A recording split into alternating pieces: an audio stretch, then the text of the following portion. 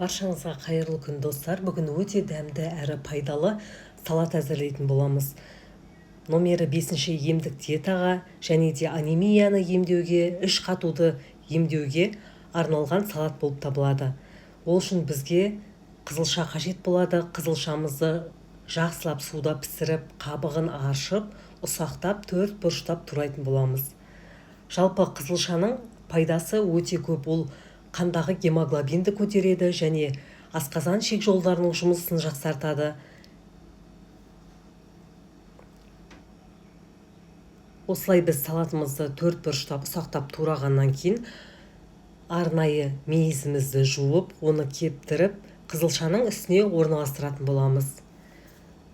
Содан кейін майлылығы аз, яғни 1% творогымызды алып, оны да мейізіміздің үстіне қосамыз.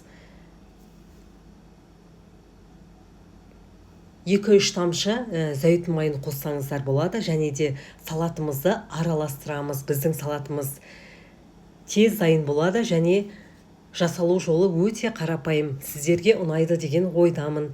Менің каналымның дамуы үшін міндетті түрде лайк және комментарий жазыңыздар. Келесі кездескенше сау болыңыздар. Әлі алда тағы көп видео болатын болады. Келесі кездескенше сау болыңыздар. Кері байланыстарыңызды күтемін.